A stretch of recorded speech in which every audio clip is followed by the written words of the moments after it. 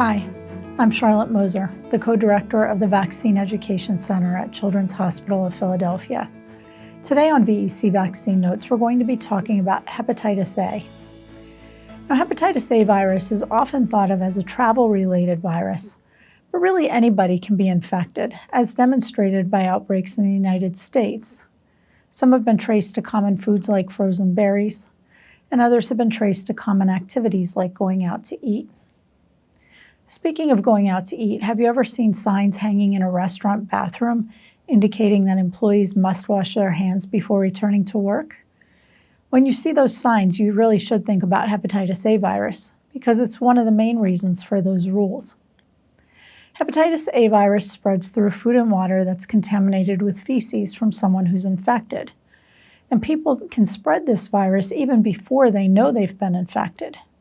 So if a restaurant employee doesn't wash their hands properly, then they go back to the kitchen and handle food that isn't cooked before being served, they could well spread this virus to patrons.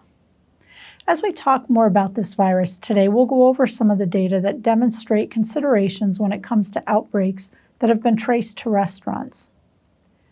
Hepatitis A virus can also be spread when food is grown in areas with low sanitation standards. And we'll get into this a bit more in a few minutes as well. But you may be interested to know that recent U.S. outbreaks have been traced to onions, pomegranates, scallops, blackberries, and strawberries. Another situation related to hepatitis A that many people may not be aware of is that between 2016 and 2019 in the United States, outbreaks of hepatitis A increased. And as public health officials worked to understand what happened, they realized that the opioid epidemic was related to these increases. Now, you might be asking yourself, how are these two things connected? So let's unpack it a bit. First, the opioid epidemic led to increases in homelessness. And homelessness is often associated with lower standards of sanitation because of things like crowded living, less access to clean facilities, and the sharing of food or drug paraphernalia. These kinds of situations set the stage for an easy spread of hepatitis A. Now, each of these examples can help us understand why virtually anybody can be infected with this virus. Rates of infection in the United States vary annually based on how many outbreaks occur as well as how large each outbreak is. When we look at the numbers, there can be anywhere between 1,000 and more than 17,000 people per year that are infected. And sadly, each year about 75 people die from hepatitis A in the United States. Now, children are routinely recommended to get this vaccine for two reasons. First, they are more commonly infected. And second, there's only one version of hepatitis A virus, so vaccination or infection offers protection throughout life. By vaccinating children early in life, we can protect them against this somewhat randomly encountered virus. During the next little bit, we're going to talk more about hepatitis A virus, the vaccine that prevents it, common questions we get here at the Vaccine Education Center, and the relative risks and benefits of this disease and vaccination. So let's get to it. When you think about hepatitis A virus, there are three things to know. First, it's a hardy virus, meaning it can survive outside of the body, particularly in shellfish, water, soil, and marine sediment. People who are infected can spread the virus for up to 2 weeks before they have any symptoms, and some people don't have symptoms at all, so it's not always possible to avoid this virus. And third, it can be killed by household cleaning agents like bleach and toilet cleaning chemicals that contain 23% hydrochloric acid. The virus causes inflammation of the liver, which is commonly referred to as hepatitis, and symptoms can include fever, yellowing of the skin or eyes, which is commonly called jaundice, dark-colored urine, clay-colored bowel movements, tiredness, nausea, and vomiting. Notably, children are much less likely than adults to have symptoms, but they can still spread the virus to others. So let's dig into how this virus can be spread in a bit more detail. Hepatitis A virus can be in the feces or the blood of an infected person. Feces containing the virus can contaminate food and water, including water that's used to wash food in countries with poor sanitation. And this means the virus can spread in scenarios like changing the diaper of an infant who's infected and then not washing one's hands properly after handling that diaper, Or, as we discussed at the outset, having an infected person not wash their hands properly after using the restroom and then preparing food that will be consumed by others. People can also get hepatitis A when they're living with someone who's infected because exposures can occur by contact with feces in bathrooms or on clothing or other items, or related to preparing and sharing foods. And finally, in countries or cities with low sanitation standards, if the sewage and fresh water supplies are not separate, the virus can easily get into the clean water supply, in which case it can spread anytime people use water. In fact, our director, Dr. Offit, has said that it's probably realistic to think about a thin layer of hepatitis A virus covering anything you would put into your mouth in many developing countries. Hepatitis A virus has also been occasionally spread through blood transfusions, organ transplants, and during birth when a baby passes through the birth canal. These experiences tell us that on rare occasions, hepatitis A virus can spread through the blood. However, the lion's share of spread occurs through fecal contamination. Now, because of the risk when traveling in some developing countries, people may wonder how should they avoid exposure to hepatitis A during travel. First, vaccination prior to travel is the most specific way to avoid this infection. People should be vaccinated at least 2 weeks, but preferably a month before they have their trip. However, even if somebody is vaccinated, it's helpful to take precautions that protect against exposure not only to hepatitis A, but to other infectious agents that can spread in contaminated water as well. To do this, people are advised to avoid consuming ice or unbottled water, uncooked shellfish, uncooked or unpeeled fruits and vegetables, salads, and foods from street vendors. Now let's switch gears and talk about the vaccine. The hepatitis A vaccine is made by growing large quantities of the virus and then killing it with a chemical called formaldehyde. The dead virus is then purified for use as the vaccine. The vaccine has been given to millions of people and it's safe. In terms of side effects, people can experience pain, tenderness, or redness at the injection site, and a small number of people, maybe about 5 out of every 100, who get the vaccine may also experience a headache. Now, who should get this vaccine? As we described, all children are recommended to get this vaccine beginning around 1 year of age, and any child up to 18 years of age who hasn't gotten it previously should also be caught up with that vaccine. Other people recommended to get hepatitis A vaccine include people with chronic liver disease or HIV infection, people at increased risk of exposure because of their job, pregnant women who might be at increased risk, any adult who hasn't been vaccinated and wants to protect themselves against this infection, and finally, if an unvaccinated person is exposed to hepatitis A, such as during an outbreak, they should get the vaccine within 2 weeks of exposure. This is known as post-exposure prophylaxis. The hepatitis A vaccine is given as 2 doses that are separated by 6 months, and it's important to realize the second dose is important for generating long-term protection against this virus. Now let's turn our attention to some of the common questions we've received here at the Vaccine Education Center. An outbreak of hepatitis A in Virginia between September of 2021 and September of 2022 was particularly concerning to health officials, so some people wondered why there was such concern. And there were several reasons, so let's dig into this a little bit. First, the first case of this outbreak occurred in a restaurant worker who had jobs in 3 different places. So this single person exposed many other people, and 51 infections were traced back to that one person. Second, on top of this, the virus did something unusual in that it kept spreading throughout the community. That caused another 98 cases as a result of the continued spread. Third, and this is one thing that's important when there is a hepatitis A outbreak, is a process known in public health as contact tracing. This is when public health officials gather information about where the person went and who they saw during the period when they were infectious. In recent years, we've heard reports of people pushing back on contact tracing. They feel that they don't want to share their personal information with public health officials. But this is an important public health tool. So if you are ever part of a disease investigation, please do everything you can to help. Public health officials are not trying to invade your privacy.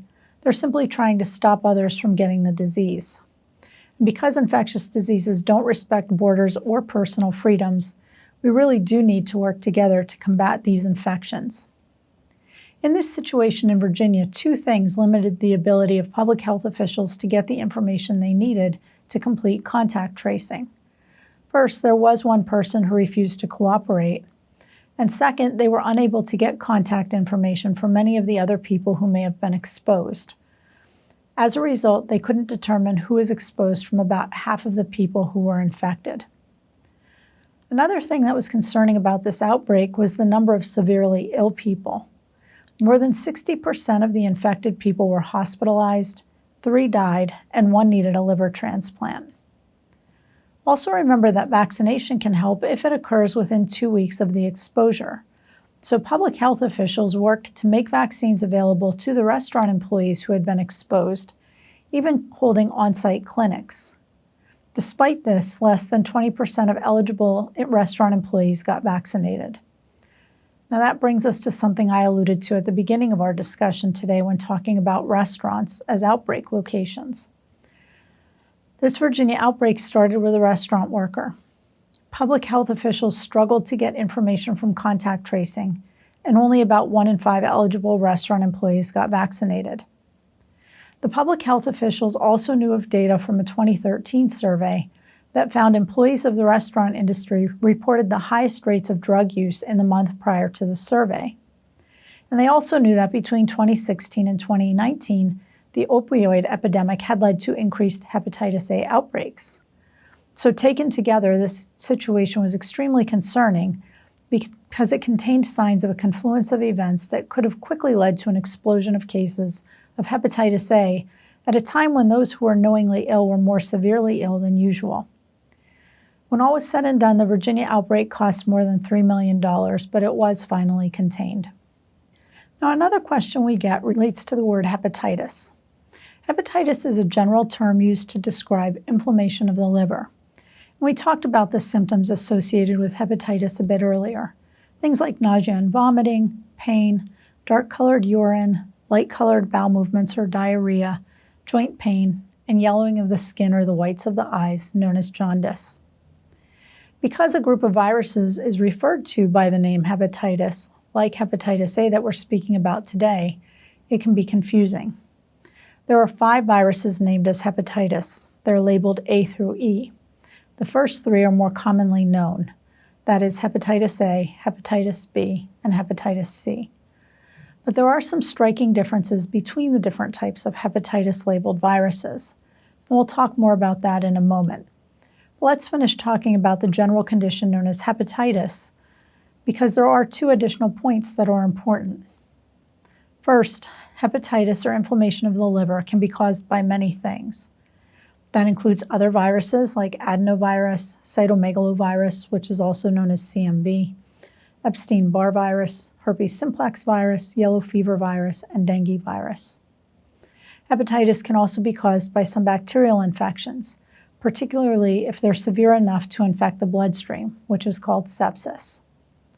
Other causes include repeated consumption of large amounts of alcohol over time, chemicals including poisons or medications, some autoimmune disorders, some genetic disorders such as Wilson disease, and dietary supplements.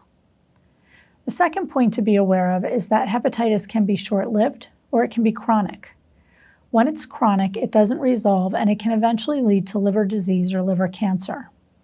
And that's what happens when people are chronically infected with hepatitis B. Now, we alluded to the next common question in our discussion of hepatitis because some people wonder whether infections with hepatitis A virus are similar to those caused by hepatitis B virus. The short answer here is no, but let's dig in a little bit. As we discussed, hepatitis B virus can cause chronic infections that lead to long-term issues like cirrhosis, which is chronic liver damage, or liver cancer. On the other hand, hepatitis A virus doesn't cause chronic problems. These viruses also differ in terms of how many people die annually in the United States each year. Hepatitis B virus kills about 750 people every year in the United States, whereas hepatitis A virus kills about 75 people each year. Finally, hepatitis B virus is spread by contact with the blood of someone who is infected, but hepatitis A virus is most commonly spread in contaminated food and water. Another question we get is how long before travel should a person be vaccinated? We did talk about this before, but let's take a bit of a deeper dive here. If somebody who wasn't previously vaccinated will be traveling to a place where the risk for hepatitis A is higher, they should try to get vaccinated at least 4 weeks before their trip. But they can still gain some benefit even if they're vaccinated within 2 weeks of travel. With this said, some people who are vaccinated within 2 weeks of their trip will also be recommended to get an antibody preparation, which is called immunoglobulin. This includes anybody who's 40 years or older, someone who's immune compromised, and anyone who has chronic liver disease. Now, as a reminder, immunoglobulin only offers short-term protection, but since the recommendation is to get this when vaccinated within 2 weeks of their trip, it can help them. But anybody who only gets a single dose of hepatitis A vaccine before travel should remember to get their second dose 6 months later, even though their trip may be over. That second dose of hepatitis A vaccine is given to enhance the immunologic memory responses. So in order to have long-term protection, that second dose is important. Finally, sometimes we get questions about why the recommendations for hepatitis A vaccine changed over time. The first hepatitis A vaccine recommendations were made in 1996, and they focused on vaccination of people at increased risk, including children living in communities with high rates of hepatitis A. Routine vaccination of all children beginning at 1 year of age didn't start until 2006. And then in 2020, the recommendations were expanded to include older children who had not been previously vaccinated against hepatitis A. 2 factors shaped these recommendations. First, data. When the vaccine was originally licensed, it could only be given to children 2 years of age and older. However, over time, additional studies were completed, and the license was expanded to include children as young as 1 year of age. The second reason is disease trends. Once people in areas with high rates of hepatitis A started being vaccinated, the people who were getting disease changed, and that included children getting infected in areas where they remained unvaccinated. For these reasons, the recommendations were expanded over time. So let's finish up with a look at the relative risks and benefits of hepatitis A. Today we talked about the fact that anyone can get hepatitis A, and that hepatitis A infections are fairly common in certain parts of the world. In the United States, 1,000 to almost 20,000 cases occur annually, depending on the number and size of outbreaks.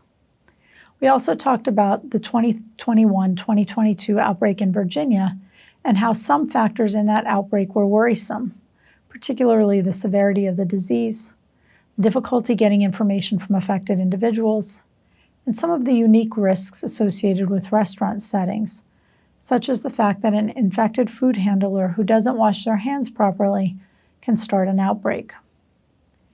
We also talked about the fact that people can spread the virus for up to 2 weeks before they even know they're infected. And while most people don't have severe disease, some people do, as evidenced by the fact that about 75 people die from hepatitis A infections each year in the United States. We also talked about the fact that vaccination or infection is typically protective for life, but that the second dose of the vaccine is particularly important for long-term protection.